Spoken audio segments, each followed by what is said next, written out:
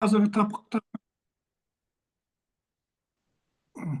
енді қазіргі тақырып өздеріңізбен байланысты да, ол тіпті мен заңгер ретінде, мына парламент депутаты ретінде өзіме де керек нәрсе де, неге мынау қалай заңымыз жұмыс істеп жатыр, оның қандай өзгерістер керек пе екен деген қол астымызда тұр ғой, біз бір ұсыныс беретін оны.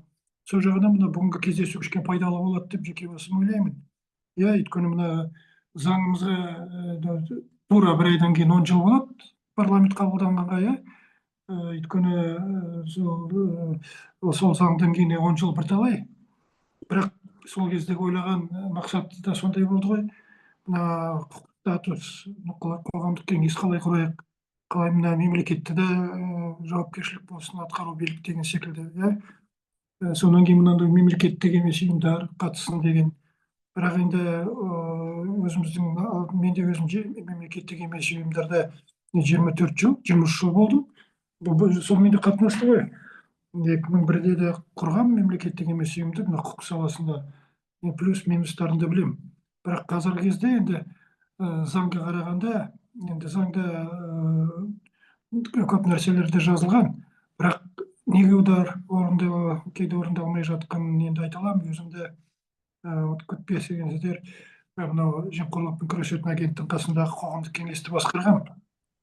Оның өзінің несі болған. Біз жақсы жұмыс істедік, оны айта аламын мен. Өйткені мынандай өздері биліктер бастықтары сондай мақсат қойып отырса, бірге жұмыс істейік қоғамдық кеңес деген. Енді заңда бар, бірақ сондай біз айтамыз ғой, саяси воля, политическая воля бәрібір керек деген. Соның өзінде мынау заң бойынша статусымыз, заңгерлер тура айтатымыз ғой, консультативтік орган, консультативтік, сондай министрліктің қасында, президентке бағынатын органдардың қасында құрылған институт қой. Бірақ соның өзінде жабылып жатқанда есімде бар. Қазірде мен айтып отырамын, неге өзгерістер кіргізу керек деген. Мысалы, менде мынандай сұрақтар болған, неге біздің кей құқық органдарда оны барды да лоббисттер алып тастады. Келіп, сұрап, өздері де, мысалы келтірейін, маған бір парламенттің заңгері айтқанда, жүгіріп келді келді бас прокуратурадан, ол кезде бір депутат басқарған топты. Мынауды институттарды алып тастау керек, мына мемлекеттік органдарды алып тастау керек. Мысалы, бас прокуратурада керек жоқ қоғамдық кеңес. Мен айтамын, қалай керек жоқ бас прокуратура. Бас прокуратура. Алло, кешірім сұраймын. Кім қатысып отыр, недеріңізді өшіріп тастасаңыздар, микрофондарыңызды. Мен тағы да айтып тұрмын, қазір сіздермен бірге мынандай талқылап, мысалы өзгерістер. Менде жеке басым өзімде бір 5 ұсыныстарым бар, 4 нақты. Соның бәрін кіргізуге болады деп. Енді міне құқық органдарды жарайды, соны айтып тастайын. Мысалы, бас прокуратурада сол кісіге барып айтқан ғой, біз так бақылаймыз, надзорный орган, конституцияда бармыз, бізге қоғамдық кеңес керек жоқ деп. Сонда мен жазып бергенмін, фейсбугымда да даже как-то прокуратурада нету, не хочет это общественный совет. Наоборот, при прокуратураның қасында сондай қоғамдық кеңес керек. Өйткені оның өзінің статусы бойынша прокуратураның өзінде де ол кездері коррупция жағынан талай сұрақтар туған, лоббизм туған, неше түрлі мынау құқық органдары болғандағы негативтік процестер онда да жүріп жатқан. Қоғамдық кеңестің мүшелері, мысалы, тәуелсіздік кірген нәрсе, мысалы, онда оның бәрін айтып отырушы. Сіздер мынаған не қарамайсыздар, мынаған неге істемейсіздер деп. Қазіргі кездің өзінде міне, бізде анада депутаттар сөйлегенде айтып кеткен, неге жауапты да жөн бермейді. Бізге депутаттарға жауапты жөн бермесе, онда қалай қарапайым азаматтарға өздері жазып отырғанда не береді деген. Оның бәрі де мына қоғамдық кеңес арқылы көтеріп отыруға болушы еді. Бірақ ондай жоқ. Сонан кейін мынандай заңның өзінде тура бірінші бабында жазып берген. Қоғамдық кеңестерге, мысалы, жоғарғы сотта болуы жарайды, жоғарғы сот, сол соттан келсем онда. Соның өзінде де, мысалы, неге кіремін мен? Ол енді мында заңда жазылған қоғамдық кеңес деп, осы заңмен бекітілген субъектілер ғана бола алады деп. министрлікпен құрылған, президент құрылған, соның жергілікті биліктер құрылған деген. Бірақ қалғандары ондай атпен аталмау керек деген. Ол енді бар. Мен ана сот жүйесіндегі салалық. Мен айтқам, я не имею права вмешиваться в отправление правосудия. Но мына кадр мәселелері, кадровый вопрос, отбор, мынандай қалай проблемадар бар сот администрациясында, оның бәріне де қоғамдық кеңестің мүшелері айтып отырушы. Сондай нәрселерде. Жоғарғы сот, Конституциялық сот кірмеді. Прокуратураны жаңа айтып кеттім, шығарып тастады. Жарайды, президент әкімшілігі, президент болғаннан кейін субъектке кірмейді. Ұлттық банкқа кіргізбеді. Енді қорғаныс министрлігі, ондай да недер бар шығар. Бірақ соның өзінде де қорғаныс министрлігінің несіне кіріспей, бірақ ішіндегі қорғаныс министрлігіндегі кадр мәселелері болды. Ол да енді не болса да, бірақ мынау этика жағынан көбінесе қоғамдық кеңестерде соған көңіл бөледі ғой. Этика жағынан деген менде мысалы ойлап отырып, бүйтіп жазылып тұр. Управление делами президента, аппарат правительства да кіруге болмайды. Материально-техническое обеспечение. Ол мынау адам құқығы жөніндегі уәкілдің институтына, жоғарғы аудиторлық палата, енді аудиторлық палата, мен сайлау, оны да түсінемін. Жоғарғы сот кеңесіне, жоғарғы сот кеңесіне де мысалы жеке кіргізуге болушы. Өйткені кадрлардың қалай реттеуін, кадрлар мәселелері, ол қоғамдық этика жағынан да ол оны көйтуші деп сұрақтар бар. Ол үшін енді мынау бірінші бапқа өзгерістер кіргізуші болушы еді. Содан кейін енді көп нәрселер белгілі болғаннан кейін мен оны қайталамай қояйын. Бірақ мынау қалай концепциядар реттелген бір үлкен мәселесі болғанда неге орындалмай жатыр дегенде, ол қазіргі қоғамдық кеңестің ұсыныстары. Мен немді қарап алдым, статистика, неменеге көңіл бөлмейді екен. Қоғамдық кеңестер заң бойынша өздерінің ұсыныстарын береді ғой, екі түрде қарау керек. Міндетті түрде оған жауап бір ішінде заң бойынша қалай жазылған, кейде тез, кейде оны соған жауапты беру керек деген нормалар орындалмай жатыр екен. Өйткені мынау ұсыныстары қоғамдық кеңестердің кейдері мемлекеттік органдар, мен ана ұлттық нені қарады, президентке жазған 23 жылы желтоқсанда шыққан бірінші ұлттық не болды ғой, национальный доклад по работе общественных советов деген өте жылы жазылған, бәрімді ұсыныстарын бәрін кіргізген, мына заң бойынша да айтып кеткен. Сол ұсыныстары енді кішкене әлі орындалмай жатыр. Қоғамдық кеңестердің ұсыныстарын бәр жерде міндетті түрде қарау керек деген проблемаларға ол өте маңызды. Мемлекеттік органдар, квази мемлекеттік секторлар дейміз, атқару биліктерді сондай нәрсеге тіпті жай ғана жазып бермей, тура сұраққа жауап беру керек деген мотивированный ответы дейді. То есть тура нақты жай отписка емес деген секілді. Содан кейін адам құқығы жөніндегі уәкілдің институттары оған өздерінің несін жазып берген. Тағы да бір үлкен проблема, ол мынау өзінің қандай саладағы мақсат белгілі.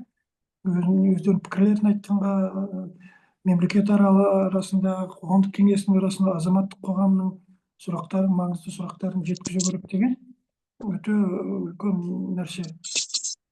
Принциптарында енді ол да белгілі. Қоғамдық кеңестер енді принциптары, ол енді тәуелсіздіктікі нәрсе. Енді тәуелді болады, бір күнге де бағынбайды ғой. Автономдық түрде, ашық түрде жұмыс істейді дегені. Но мына мәселе өте маңызды. 5-ші бапта жазылған қандай құзыреттері бар.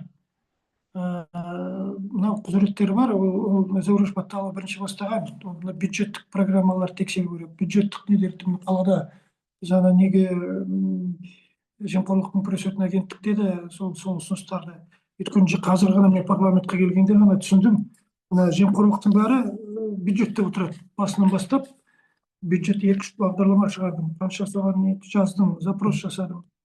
бюджетті мынау атқару билік министрлік болсын, әкімдер болсын, сол бюджетті уже жазып жатқанда, соның уже айтамыз хотелки деген нәрселерін көбейтіп жіберген проблема бар.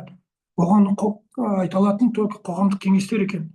Қоғамдық кеңестер қарап, бюджеттің бағдарламаларын, программаларын, сондай нәрселерді қайда, кім администратор, ол қалай орындалады, қалай нақты түрде бюджет народного участия дейді, халықтың қатысуымен өте маңызды болып шыққан. Заңның ішіне кіргізген. Ол заңның ішіне кіргізгені 21-ші жыл ғой. Сол бюджеттік администратор бюджеттің бәрінде міндетті түрде көрсетіп, міндетті түрде соған кірісіп, атқару билік оның бәрін айтып отыру керек. Содан кейін мынау целевые индикаторы дейді, онда мен финансист емеспін, бюджет емеспін, бірақ целевой индикатор деген оны қайда барады ақшаны, қалай қарайды, соның недеріне қатысу керек деген құзырет қоғамдық кеңестерге берілген. Үшінші, мынау инвестициялық проекттар. Одар да үлкен мәселе екен. Бізде инвестициялық проекттарды да көп кіргізбейді екен біздің қоғамдық кеңестерді. Оған да кіргізу керек деп заңның өзінде. Оны қойып, тіпті мынау атқару биліктің өзінің недерін талқылағанда жылда шығарады ғой қорытындыларын. Обсуждение отчетов исполнительных органов власти деген целевые индикаторларын. То есть бюджеттен басталып, бүкіл әлеуметтік сала, экономика, әлеуметтік саладағы жауапты қоғамдық кеңестер алу керек деген мақсат қойылып отыр. Бір мәселе ол мынау бюджеттерде паспорта бюджетных программ деген одардың қорытындылары, одардың мынау қалай ақша түскені, шыққаны, шығысы, бәр жағынан да қоғамдық кеңестер сұрауға болады. Сіздердің өздеріңізде де сондай недер бола ма екен? Қарсылық жасап тұратын кісілер, атқару биліктер, мен үлкен депутаттық сауалға кіргізуге нем бар, құқығым бар. Сол туралы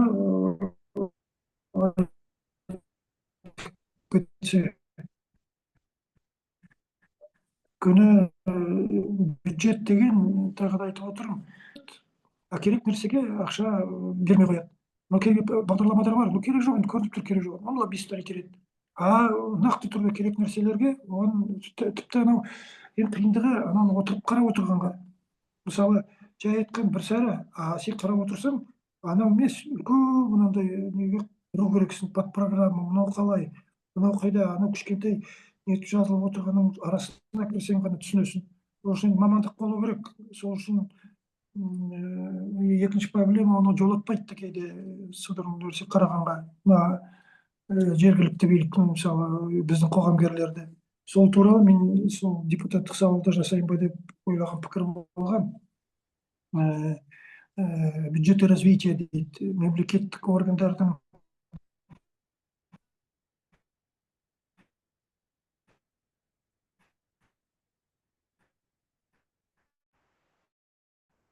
органдардың қорытындыларын, содан кейін мынау акционерлік қоғамның органдарын тексеру болады, ішінде мемлекеттің несі болғанда.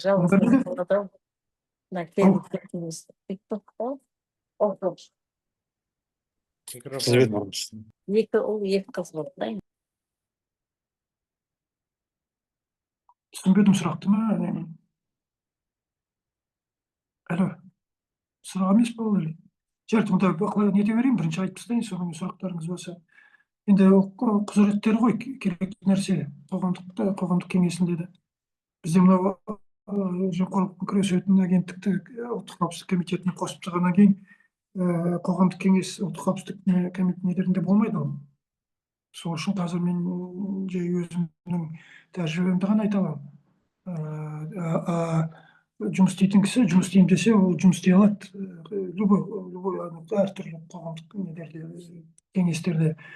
Өйткені мынау заңға жазып берген мәселе, мысалы, құқықтық нормативтік актілерге өздерінің ұсыныстарын қараған, мысалы, адам құқықтарымен байланысты, бостандықтармен байланысты, онда қоғамдық кеңестерге тура нақты түрде мысалы 5-ші бапта жазылған қоғамдық кеңестер өзінің құқықтары бар, заңға кіргізгенге өзінің ұсыныстарға, құқықтық нормативті актілерге деген. Мен де сұрағам, бізде өтіп бара жатқанда өзімізде ұсыныстар беріп отыратынбыз. Бірақ шын айту керек, ол ұсыныстарды өтіп жатыр, өтеді. Қазір сондай процесстарда. Мысалы, парламентте да айтып кету керек, ол Ерлан Жатанұлы Қошановтың ұсынысымен қоғамдық палата деген құрылған. Қоғамдық палата. Олар өте алдыға кетіп қалған, қандай неге регламентқа кіргізіп жібердік. Регламентқа ана қоғамдық палатаның ұсыныстары жеке өзінің мүшелерінің ұсыныстары тағы талқылану керек, міндетті түрде комитеттерде де жазылып тұр. Өзі өтіп бара жатқан заңдарда соңғы мотивация қатысу керек өздері, соң қоғамгерлерді қатыстыру керек деген. Мен өзім айтамын, өте жақсы. Өйткені кейде қарап отырсам, жазып берген нәрселерді енді заңгерлерді өздерін шақырады ғой. Тіпті аргументтер де мықты, ондайлар көп нәрселер кіріп кетеді. Вот канал деген өте жақсы канал. Қоғамдық палата комитеттерге, депутаттарға ұсыныстарын береді, өздерінің отырыстары болады, отырыстардың өздерінде шақырып бәрімен тағы бір рет талқылап шығады, мозговой штурм дейміз, оң жаққа ұсыныстарын береді. Өте пайдалы. Оны енді мына министрліктер құрған қоғамдық кеңестерге кіргізсе, ана неге тіпті саяси не керекті, бір-екі рет қатты айтып, мысалы премьерға ма, министрліктерге айту керек, президент қатты айту керек, білмеймін енді, қатты айту керек, билік қайта мына заңды орындауға бетті бұру керек. Онда көп нәрсе жақсы жазылған, ол орындалмайды. Енді екінші проблема бізде кейде ол айтамыз, екі стандарт ана заманнан қалыптасқан екі стандарт, говорим одно, делаем другое деген. Былай айтамыз, былай істемейміз. Ондай да проблема бар. Бірақ онда енді қоғамдық кеңестің мүшелерінің несінен байланысты ғой. Өздерінің жұмыстарынан, өздерінің көзқарастарынан, кей кісілерді білемін, қоғамдық кеңестерден тіпті келіп, айтып, бізге келіп, мынандай проблема шешілмей жатыр, әкімдер шешпей жатыр, мынандай болады. Мына салада жемқорлық, мына салада қазір көп келетін құрылыс кодексі жақсы өтіп жатыр бізде. Абенов Мұрат өткізіп жатқаны. Сонда кей қоғамдық кеңестердің жазып бергені бар. Мынандай ұсыныстар. Оның бар ұсыныстарды жақсы қаралады. То есть мынандай механизмді қолдану керек деп осы неде де сіздерге айтып кетейін. Жақсы мынау жазып отыру недер болу керек деп, мынау жаза бергенге, бюрократия деген проблема деген сол ғой.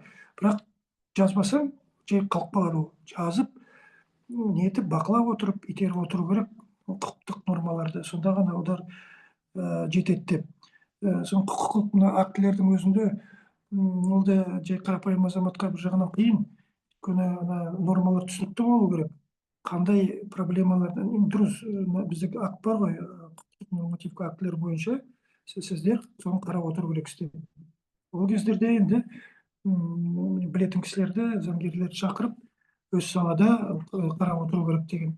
Міндетті түрде қоғамдық кеңестер мына жеке тұлғаларды, заңды тұлғаларды сұрақтарын көтеру керек деп, ол да 5-ші бапта жазылған. Өзінің саласында, өзінің мемлекет басқару саласында, ашықтық мемлекеттік органның аппаратын жұмыс істегеніне, этика мәселелеріне. Осы этикаға да жағынан қазір көп көңіл бөліп жатыр. Этика деген маңызды нәрсе ғой, этикалық жағдай. Моральмен байланысты, конституциямен де байланысты, онда да қазір өзімізде көп депутаттарды, бәрді мемлекеттік органдарда да өздері арт жағына қарап жүреді, байқап жүреді. Соның өзінде де мен кейде айтамын, бәрімізді азаматпыз ғой Қазақстанның. Конституцияның нормаларын орындаса, сондай не болады. Тағы да үлкен мәселе қоғамдық бақылау. Міне, заңда жазылған қоғамдық бақылау. Бірақ сұрақ тұрады, қандай формаларда, қандай қоғамдық бақылауды істеуге болатын. Өйткені қоғамгер келеді айтады, мен бақылап отырмын. Оған мемлекеттік органдар дейсек, қай салада, құзыретті саласында деп, мынау бізде мемлекеттік органда ол ДСП, сен онда кіре алмайсың, сен мынаны жұмыс істей алмайсың деген. Мына ДСП-дан құтыла алмай жүрміз. Менде де ұсынысым өтпей қалды. Мен айтатынмын, бізде бірақ қана нәрсе болу керек. Мынау мемлекеттік құпия ма, жоқ па? Анау ДСП-ның бәрі келмейді. Мемлекеттік құпия болса құпия, мемлекеттік құпия жазбаса ол бәрі ашық түрде болу керек. Сонда ешкім бас қатпайды. Мынау қалай болады? АДСП-ға бәрін жазып жібереді де мемлекеттік орган. Содан кейін түк ала алмайсың. Бізге де мен айтқам, маған айтады, вы вышлите по секретке, мы вам ответ дадим по секретке. Мен айтсам, зачем мне по секретке? Мынау ашық түрде. Солай аудиторлық палатамен болған. Содан кейін мен шыдамай оны пленарный неде бір рет айттым ол туралы. Олар тіпті маған келіп, маған жазып жіберді. Соң бағдарлама шығардым, болмай қойып, екінші рет айттым, сіздердің қорытындыларын бәрі тексердіңдер ме, ашық болу керек, ашық түрде. Содан кейін қандай тіпті мынандай үлкен дау болғаннан кейін сондай нәрсеге шықты. Енді жалпы қоғамдық бақылау деп айтуға болады. Бәрі арт жағына жүгіру керек, көп не керек, көп жұмыс керек. Қоғамдық бақылау да оңай емес. Бар жерде де қоғамдық бақылаушыларды кіргізгелі келмейді. Біз тіпті сондай жеке заң қабылдадық.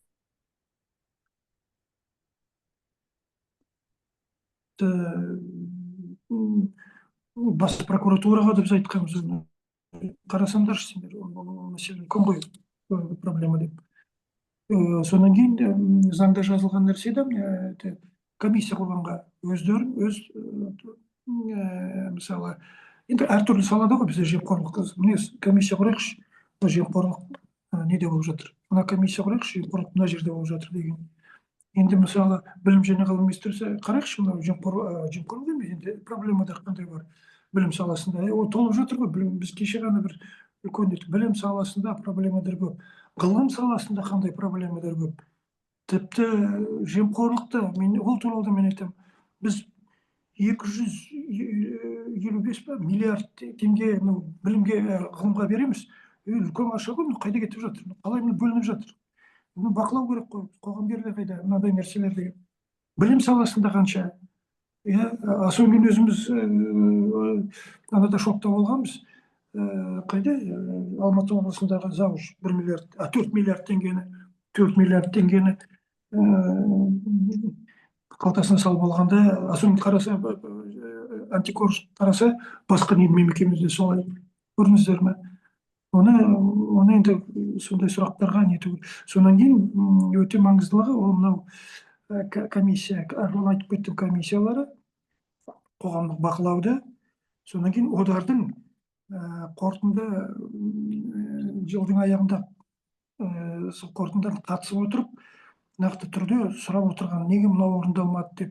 Енді өздеріңіздер айтасыздар қазір, ол болды ма бір мен естіген жоқпын сондай. Міне біз сіздер айтқанда орындадық жоқ па, акиматтар, мысалы, акиматтарға тіпті кіргізбейтіндер де болады ондай.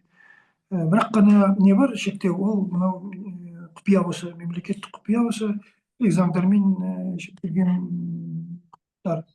Сол үшін қорытынды неге айтқанда, қоғамдық кеңестің мынау жұмысындағы осындай міндеттеме, құзыреттері берілгендер, өте қазір қарап отырсаңыздар, өте квази-госсекторға талай жылдар кіре алмайтын болатынбыз. Қазір оқып жатсаң, квази-госсектор өзінің қоғамдық кеңестерін құрып алды. Онда тағы да біздің қоғамгерлерді кіргізбей жатыр деген да бар. Оның ішінде міне заңда 5-ші приmadinde тура жазылған.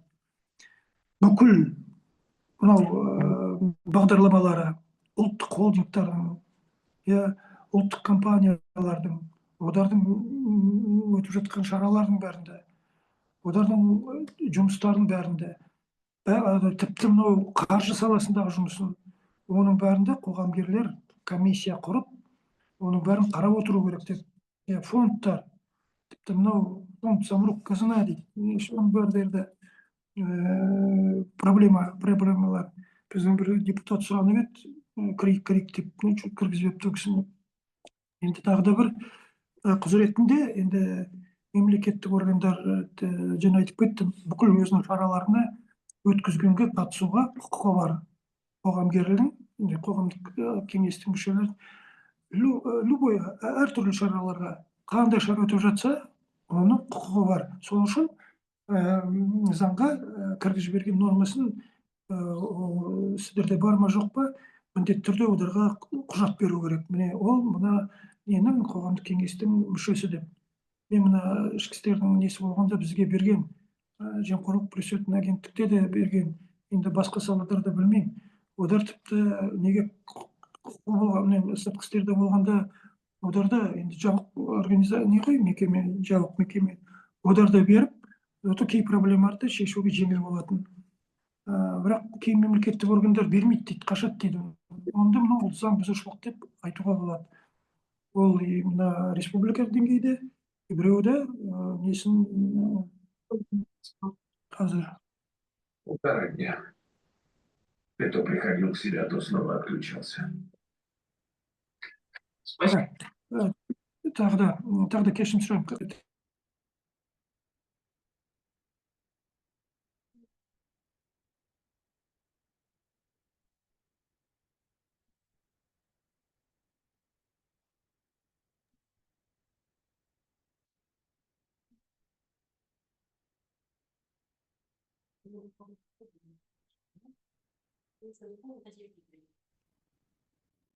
Сізде звук сөндіріп қалған сияқты. Микрофоныңызды қосасыз, өшіп қалды ғой дауыс. Жігіттер қарай салыңдаршы, естіліп тұр ма? Енді естілді, вот енді естілді. Да, естілді. Марат Советович, бір өтініш. Давайте сұрақ жауап қылайық. Иә, Марат Советович, ұзақ сөйлеп атсыз. Нақты сұрақ жауап болсыншы, сонда түсінікті болады. Еспергенович, Өтініш. сізді көргеннен кейін қуандым, өзімді қалалық ненің мүшесісіз ғой, қалалық несінің кеңес. Иә, бірақ менде мына ұйымдастырушылар айтқан, сіз бірінші заңды айтып беріңіз, кішкене көптер ұмытып қалған шығар деп. Сол үшін ғой. Сіз де профессор, доктор білесіз. Ол кішкентай брошюркадағы заңды бәрі қарап отыр ғой, кітапқа қарап отыр. Сол заңның толкованиясын бір-екі сұрақтармен сізбен біз маман ретінде нақтылап берейік деп жатырмын ғой, мәселе. Сол ғой. Өте дұрыс, Естаға дұрыс айтып отырсыз. Мәке, солай сұрақ жауап болса, сізден көңіл информация аламыз. Рахмет. Так сізді қалалық ненің мүшелерісіз ғой, Астана қалық. Ол кісі де доктор наук профессор. Сіз де доктор наук профессор. Именно қоғамдық кеңес жөніндегі толкование керек. Өйткені қоғамдық кеңестер формально жұмыс жасап жатыр көп жерде. Формально. Нам надо обозначить. Адамдар білсін де, басқа адамдар. Бәрі заңгер емес қой енді. Сол жөнінде ой бөлістік. Жарай ма? Ойыңызды аяқтаңыз. Өте дұрыс айтасыздар, ақсақалдар, өте дұрыс. Заң бар. Мен тура қосылғанда айттым.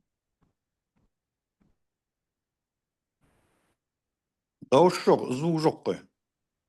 Звук жоқ. Қазір менде құзыретім бар. Парламент бір жинап. Неге жоқ, мен қосылып тұр менде. Естіле ме мені? Естілді, енді естілді мәке. Енді Естілді мәке. Жарайды. Сол үшін мен айтып отырмын, нақты түрде маған ұсыныстарыңызды жіберсеңіз. Қоғамгерлер аз мұнда мәжілісте. Көптері бәр жерден келген, биліктен келді, мынадан келді. Бірақ қоғамгерлер аз. Маған ұсыныстарыңызды жіберсеңіздер, қай жерде қай заң жұмыс істемей отыр, нормалары. Немене істейік деген секілді. Өйткені мен айтып отырмын, қазір мына заң көп нәрселермен жұмыс істемей отыр. Міне сіздер неге акиматтың қоғамдық кеңесіне кіресіздер ғой, қарым-қатынастарыңыз бар акиммен бірге. Енді жинайды, нетеді, айтады, бірақ мына 5 функциясы орындала ма, орындалмай ма екен? Сіздердің атыңыздан заңда жазылып тұр. Құқықтарыңыз бар, қағаз жіберіп жазып, сұранып, мынаны істеген, мынау істемейді. Бағдарламаға қатысқанға, шараларға қатысқанға, қорытынды мына жақта айтқанға, ұсыныстарыңызды бергенге. Мен жеке басым айтайын, нормалар жазылған, жақсы жазылған. Бірақ ода көптер жұмыс істемейді. Мына жемқорлықпен күресетін агентте біз қорықпай айтатымыз. Мына салада міне, білім және ғылым министрлігінде мынандай проблемалар бар. Олар мынаны орындамай жатыр. Мынаны өзімізде сөйлеп. Енді қалай істейміз деген секілді. Билік біздің енді бастықтар оны түсініп көмектесіп отыратын.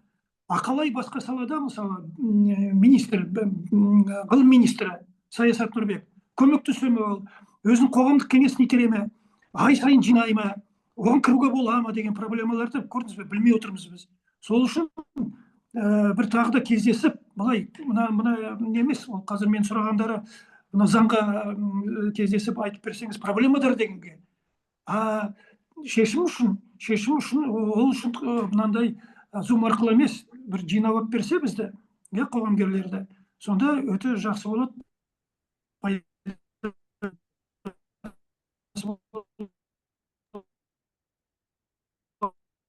деген айта аламын мен. Журналистердің құқығы бар, актілерге жазылады. Есберген Ораз, сіз секілді кісілер. Иә, біз естілмей қалды ғой. Біз ешкімге керек болмай қалғанбыз ғой, білесіз ғой оны айтқан. Мен сізді мысалы, сіз қалай керек болмайсыз, сіз Фейсбуктың бәрін ұстап тұрсаңыз. Бәр жерде мен оқып отырамыз, қайда барды, не істедіңіз, сондай нәрселерді. Оқып отырған адам. Мен, Марат Давидович, мынандай ұсыныс бар, келесі жолы мына Министерство информацияның жанынан жақында Центр координации общественных советов Республика Казахстан деген бір орган құрды. Ол сонда бізді координировать ету керек, бірақ оның төрағасы жоқ, мынаған қатысып отқан жоқ. Ол да заңгерді. Өйткені ол жігіттер үнемі менімен байланысты ақыл кеңес алып отырады. Ешқайсымыздың ақылымыз көп емес, бірақ бір-бірімізге кеңес береміз кейбір нәрседен. Менде мына философтардан, профессор, историктерден, филологтардан үнемі сұрап отырам. Мынаған қалай қарайсыз, мынаған қалай қарайсыз деген сияқты. Сондықтан мына қоғамдық кеңестер жақсы жұмыс істесе, бұл қоғамдағы ең не ғой, бұның әлі біз рөлінде, статусында көтере алмай жатырмыз. Қоғамдық кеңестер жарайды дейді. Сосын қоғамдық кеңестер бұл атқарушы органдардың қазір қолшоқпары болып қалды кейде. Неге қолшоқпары болды? Бұл да президенттің жарлығымен құрылған орган ғой, мәслихат сияқты. Сондықтан көп мәселені талқылап алады да, формально бізге әкеп береді, или мәслихат қарап қояды, алдын ала асығыс болды. Содан кейін қоғамдық кеңеске алып келеді. Сендер тез қарап беріңдерші деп. Осындай бір мәселелер бар. Одан кейін... Есберген Ораз, мен ұмытып кетпегенше, сіздер мәслихаттарға сонда ұсыныстарыңызды бере аласыздар ма, бере алмайсыздар ма? Жоқ, мен беремін. Қазір айтып болайын сізге ойым. Сондықтан қазір енді бізде құқықты, зайырлы мемлекет деп айтып жатыр ғой, мына президентіміз өте сауатты адам болғаннан кейін біз дұрыс түсінуіміз керек. Мына заң және тәртіп аясындағы мына қағидат бойынша қоғамдық кеңестің мүшелері мекеменің басшыларымен тік тұрып адамдарға құқықтық сауат беруіміз керек бірінші кезекте. Басшылардың өзі керек болса, үкімет мүшесі, министрлердің өзі құқықтық сауаты өте төмен, көп нәрсені түсінбейді. Біз осыны оқытудан бастауымыз керек. Анау педагог, мектептің директорының неге оның құқықтық сауаты төмен? Критерийдің біреуі жасап қою керек. Құқықтық сауаты неге төмен деген критерий болу керек жұмысқа қабылдаған кезде. Қазір айтып жатырмыз ғой, қазақ тілін білу керек деген. Сол сияқты. Бізде заңдар қабылданады, заң нормалары, бірақ олар жұмыс жасамайды. Жұмыс жасамайтыны сол жұмысты жасатпайды басшылар. Осыны қоғамдық кеңестің мүшелері мәселе көтеріп, не қылуымыз керек? Осының рөлін көтеру керек. Сосын мәжілістегі депутаттардың көбісі пассивный жағдайда жұмыс жасайды. 4-5 ғана бар. Заңгерлерден Бақытжан Базарбек молодец. Басын тігіп жұмыс жасап жатыр. Так, сіз жасап жатсыз. Абзал Құспанға, мынау азаматтық кодекс, қылмыстық кодекс бойынша бұл адамның конституциялық құқықтары бұзылып жатыр. Осы жөніндегі заңның нормаларын жетілдірейік. Анау 14-ші жылы урамен қабылданған кодекстер заман талабына сай емес. Десем, сіздің әріптесіңіз Абзал Құспанның өмірі уақыты жоқ. Сіз көршіңізге сәлем айтыңыз. Олар халықтан сайланған ғой. Партия дегенді ұмыту керек оны, халықтың адамы. Сіздер халық үшін жұмыс жасайсыздар, Марат Советович. Білесіз ғой менің принципімді. Дұрыс, өте дұрыс. Сондықтан мен депутат болмай жүргенім сол. Ол ана тапсырма орындап жүгіре беруге болмайды, публичный болып. Не керегі бар оны? Мына халықтың мұңын зарын ойлау керек. Халықтың мұңын зарын шешу үшін заң нормаларын жетілдіру керек. Бізде заңдар, жетілмеген заңдар, мынау. Жетім заңдар, түсініп жатсыз ба? Сіз оны жақсы білесіз. Менің есімде, сіз алғашқы рет 2005-2006 жылы газет шығарған кезде екеуміз қалай солар тараттық. Өзіңіздің газетті, мысалы үшін, сонда қаншама пікірлер жаздық. Оқыңдар деп, ол кезде цифровизация жоқ. Міне осындай мәселені көтерейік та, ал енді ол жаңағы қоғамдық кеңес туралы заңды бәрі біледі. И соның әр бабына толкование жасай. Бізде бар ғой нормы толкование, право деген понятие. Соны түсіндіру керек. Мынау былай, мынау былай. Бұл жөнінде мен айтайын, республикада Алматы облыстық қоғамдық кеңесі өте жақсы. Қазыбек Дәуіталиев деген менің шәкіртім жақсы жұмыс жүргізіп жатыр. Міне, сіз айтуыңыз керек осындайда. Мына облыстарда мына жағынан тиімді жұмыс жасап жатыр. Деп, жалпылама былай, қазір баяндамаға қызық емес қой ол деймін ғой. Біз мәнді жерін алайық. Болды енді, бүгінгі айтарым көп, бірақ бүгінгі осымен тоқтаймын енді. Марат Советович, досымсыз түсініңіз, халық түсінсін. Жақсы, рахмет. Сізге рахмет, Есберген Оразович. Ылғи айтам, вы единственный, кто еще ұмытпайсыз, даже ғылымды да ұмытпайсыз. Бүкіл басқа жерлердің ғылымдарымен кездесіп. Сіз білесіз, мен қорықпай, орысша, қазақша, Фейсбуктың парақшасында жазып отырам. Елдегі мәдениет туралы, әдебиет туралы ойларымды, заңдан басқа. Бәрін, өйткені біз жазбасақ, кім жазады? Жазатын адам жоқ. Бәрі әртүрлі. Депутат болғанмен жақсы машинеге мініп алып, демалып жүргендер көп. Менің бәрі достарым, осының 99% менің достарым бірге өскен. Бірақ енді сіз соның ішінде жанкүйер адамсыз. Рахмет. Сіз анау неге телестудияға да барып сөйлеп жатсыз, радиодан да. Бұл деген үлкен үлес. Это вы большой вклад вносите для нашего общества. Орысша айтқан кезде түсінікті болсын. Орыстар болса түсінсін деп айтып жатырмын. Түсініңіз ба? Осылай жұмыс жасайық та, содан кейін келесі неңізде не қылыңыз? Мен де бір 5-10 минуттық баяндама жасап берейін қосымша сізге. Сөйтіп бір-бірімізді былай қолдауымыз керек баяндамалар. Халыққа аз уақытта қысқа сөздермен жеткізетін болайық. Рахмет. Оны басқа азаматтар түсінбейді. Мысалы, президенттің жарлығы бар. Сот жүйесі туралы. Закон о судебной системе. Это полный провал, насмешка. Жаңағы қазақша жарлығында айтады, облыс соттың төрағасы жөнінде жақында жарлық шығыпты. Мен оны жаздым президенттің атына, Тоқаевтың атына, мәжілістің атына. Бірақ біздің президент оқыпты, өткенде маған өзі айтты, Конституция күніне байланысты қолымды ұстап тұрып. Мен бәрін оқып жатырмын сенің жазғандарыңды. Рахмет, тоқтатпа деп. Сонда былай дейді, бірнеше пункттер бар.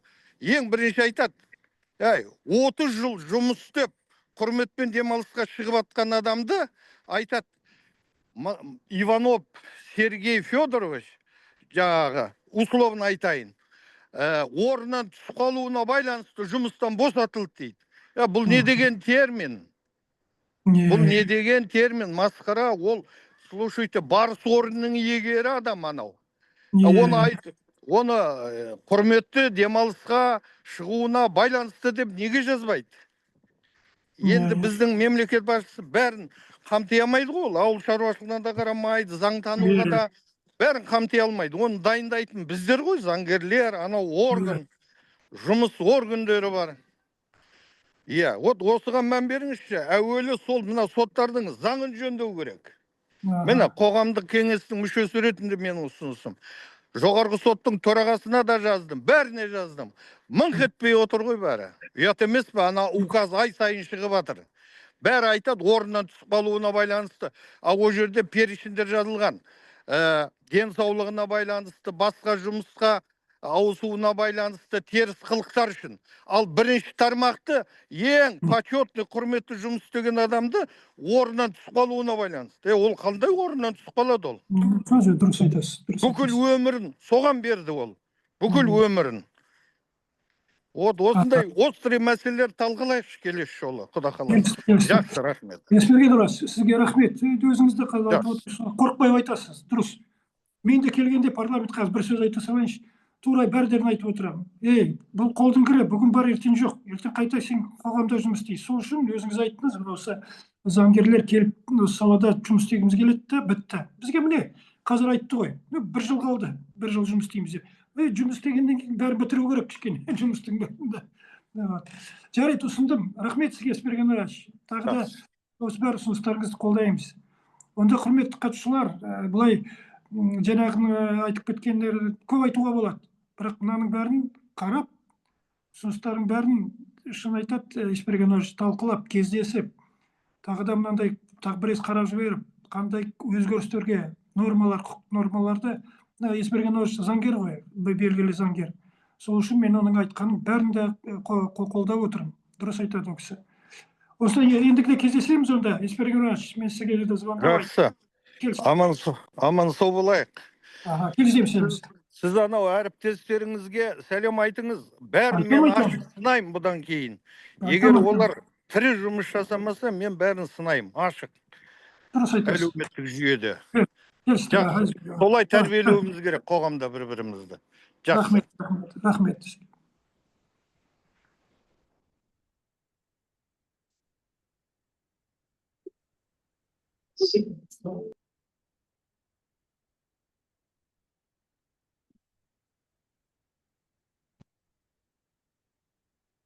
Үзіліп кеткен сияқты. Қоштастау деймін. Болды, бітті ма енді жиналыс? Өздерің сөйлесе беріңдер деді ғой деймін.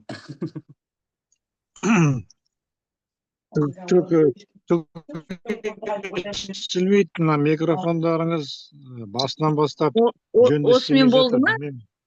Иә, спикермен, депутатпен жаңағы кісінің әңгімесімен қоштасуды да ұмытып кетті ғой деймін, мына кісі. Бір-бірімен қоштасты да тарасты ғой. Осымен конференция аяқталды ма? Конференция аяқталды ма осымен? Конференция аяқталды. Баршаңызға рахмет. Келесі кездескенше сау болыңыздар. Сау сәлем. Лекторларда кішкене этика сақтау керек. Тыңдап отырғаныңыз. Рахмет. Сау болыңыздар. Сау болыңыздар.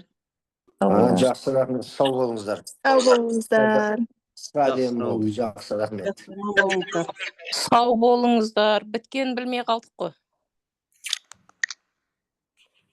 Да, неожиданно бітті әйтеуір. Жаңа сұратылған ақпарат. Болды ма? Кім қорытындылайды?